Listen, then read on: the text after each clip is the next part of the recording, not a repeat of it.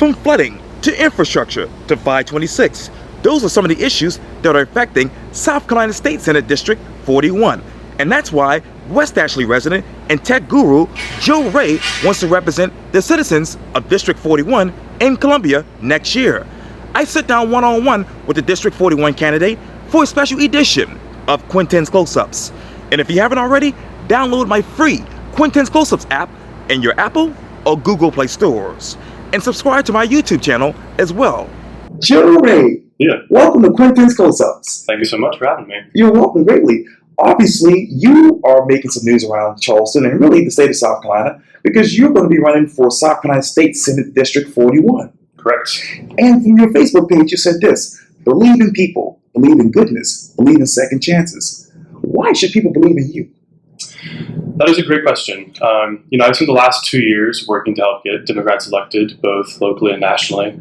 I believe very much that there's a lot of good we can do as a party, and I've been encouraged by the people I know and work with the most to run and help at a higher level. At the higher level. You also said this on your Facebook page on September 15th, quote, "Hey y'all, I'm Joe Wray, and I'm running for State Senate District 41. The Low Country is my home, and our beloved coastal region continues to bloom into the chosen home of folks from across the globe. With our expanding population, there's much to be done to safeguard our livability." What's the livability like here now? Sure. So I've been here about 5 years, and I've noticed just in those years that I've been here that we've experienced, increasing issues with traffic, with flooding, things like that. And if we want to have a community that can long-term thrive, we need to make sure that there is enough infrastructure in place to support our community. We need to make sure that there aren't any sort of issues with extreme weather events, with our degradation of our ecosystem, to make sure that people's livelihoods are maintained. How is the ecosystem looking right now in your mind? Sure. So in my district, which is 41, we have a lot of issues with overdevelopment, especially of our marshlands, wetlands. That has caused a lot of excess flooding, essentially. So the areas where water used to kind of recede to when there were storms, when there were high tides, things like that, are now developed. It's land that has houses on it, and it's not anywhere that the water can currently go to.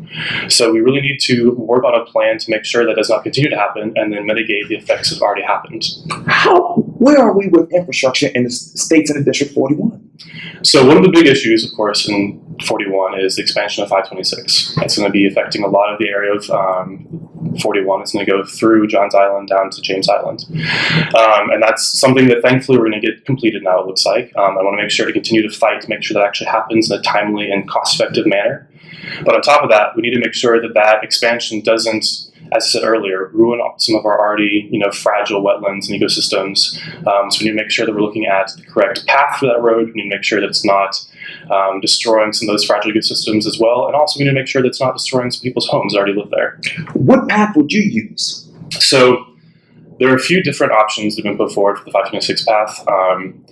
I am going to basically rely on the expertise of engineers and our environmental experts to tell us what path is the most conscionable and effective. So I want to make sure that it both fits the needs of the community but isn't damaging our ecosystems. I wouldn't say I'm an expert on what that should be, and I will rely on those experts' opinions. And you also said this too, and you mentioned a tad bit of it just a second ago. You said this, quote, "I promise to defend our wetlands, protect women's health care rights, and preserve the Low Country as an attractive and viable place that is to live and raise a family." Where are we with women's care rights in South Carolina? So one of the big issues that is going through our state Senate currently is Bill H. 3020, which is the 6-week abortion ban, for those of you who don't know the bill by its name. There was a hearing on it in Columbia last Tuesday, 2 Tuesdays ago, I believe. I was there for that. It was actually very well attended. We had 3 overflow rooms of people coming to give testimony as well as support those who were. We're in an unfortunate place where we are having kind of these endless attacks on women's healthcare choices. No matter what you believe about women's right to make their decisions, the medical community is very, very sure that this is not something that is appropriate for the health of women. It's something that could be dangerous in the long term, especially with at-risk pregnancies.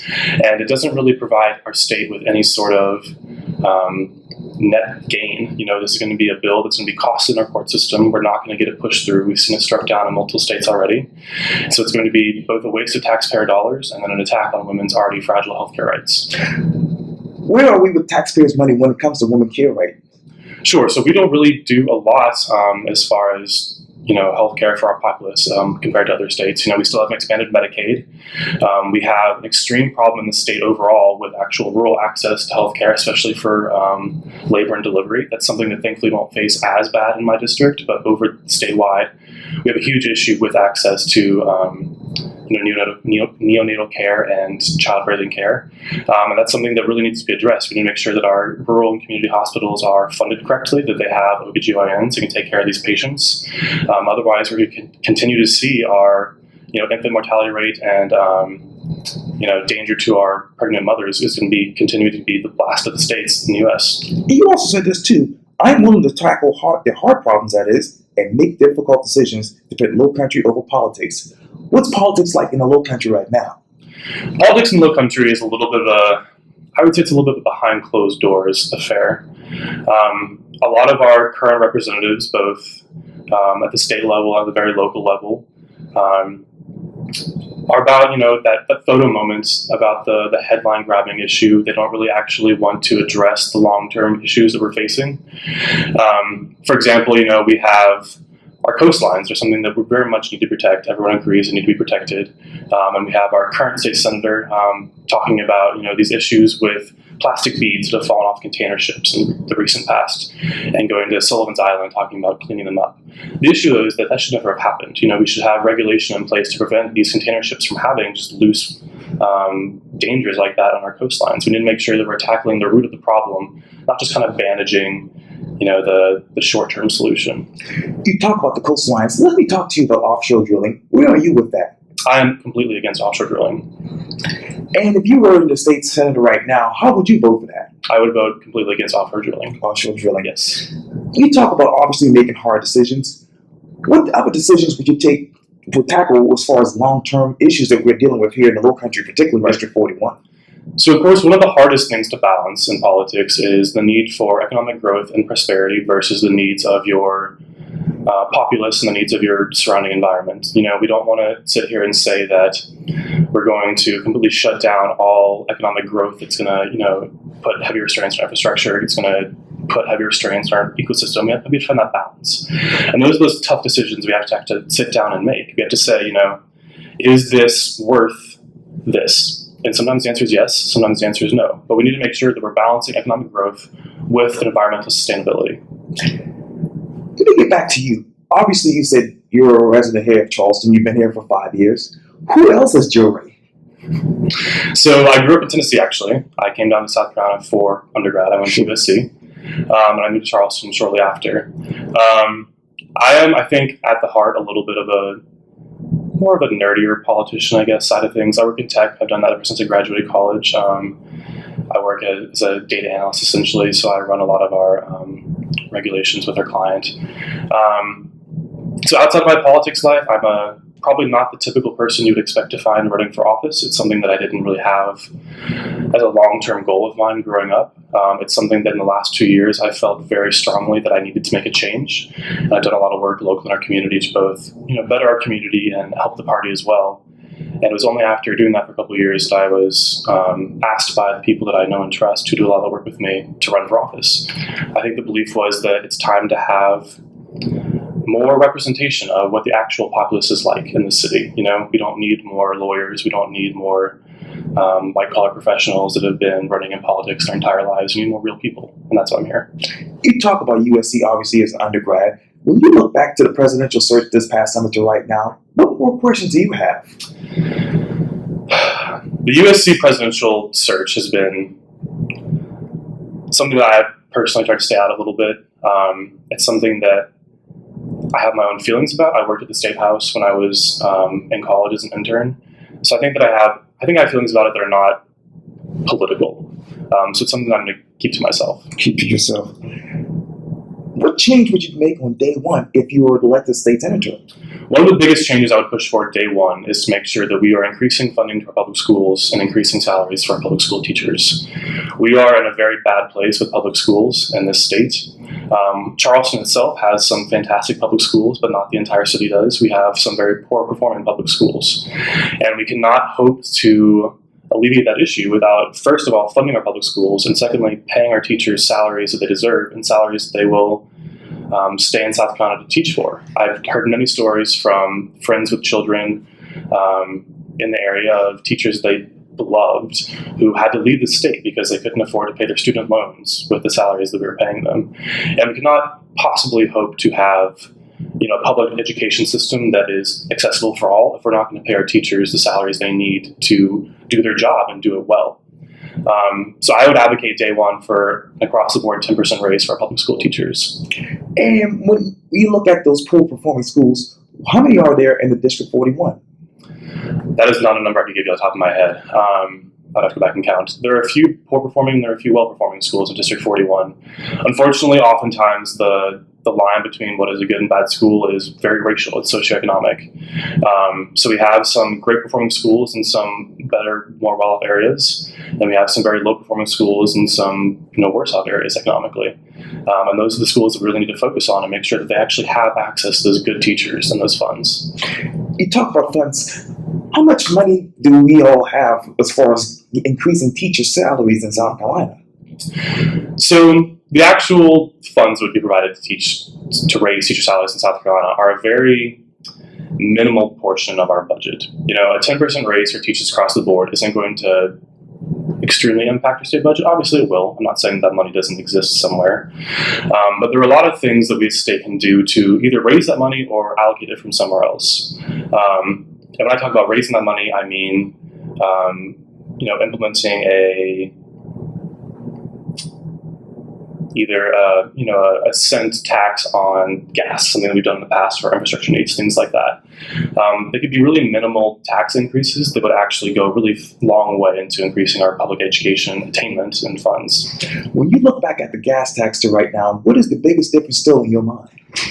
My frustration with the gas tax is that, in my opinion, in my view, we voted for that tax. We raised that cent tax for gasoline to fund our infrastructure. That was what we as citizens of South Carolina were told it was for. I think many of us are frustrated seeing that our roads are still poorly maintained, seeing that we don't have enough roads. Our bridges are crumbling. We had that issue last summer with the bridge over 526 Daniel Island. It was shut down for 2 weeks. I very intimately know how frustrating that was. That was my commute to work as well. So I would say that not only do we need to prioritize what those taxes are going for, we need to actually make sure that those taxes are being used for what they said they're being used for. If we're going to raise that cent tax on gasoline to fund state infrastructure projects, we need to make sure those projects are actually moving forward in a cost-effective and timely manner. Is 526 cost-effective in your mind? 526, unfortunately, the cost obviously keeps ballooning every time they make a new proposal for it. Part of that is, of course, just rising costs of the area, and inflation is a natural reason for costs to expand every time you go through a project. It seems that as of now, we do have most of the funds in place to get 526 done. I don't know that I'd say I could trust our current state government to make sure that project comes in on time and on budget. But until they get started, it's hard to say. From the past track record, I would guess not, unfortunately. Would you be in support, in many people's mind, of right now, until 526 is completed, flyovers? Until 526 is completed, I think that we need to focus on making sure our other infrastructure roadways are maintained as well as they can be. I do think the best long-term solution for that area is to complete that 526 expansion. And until that happens, I think that unfortunately we're going to be stuck with the status quo for a year or two while it's being built. As we sit here right now, you're obviously a candidate for the state Senate District 41. Do you have any confidence in Charleston County Council? Charleston County Council has been a bit of a mixed bag lately. It's hard to say if I have confidence in the council, seeing as a lot of them will be changed up in the next month with the city elections. That is a question I have to revisit after we see what the makeup is going to be of our city government short term. Do you have confidence in the Department of Transportation? At the moment, I do not have great confidence in the Department of Transportation, just based on the past track record of what we've seen with their infrastructure. What is the quality of life of Senate District 41? Senate District 41 is, for the most part, very blessed. It's a very middle class community. I think prides itself on being that way. It's a district full of hardworking younger families mostly. It's one of the younger, actually, districts in Charleston County, minus the college areas of downtown. And it's a lot of families with young children. And so I do think that for their long-term quality of life, education is extremely important to them. If they want to, continue to have roots in Charleston, they need to have schools that their children can attend. We are facing a lot of gridlock as far as just traffic goes in this district, especially up to Glen McConnell and back to get onto 526. Even getting into downtown can be a pain.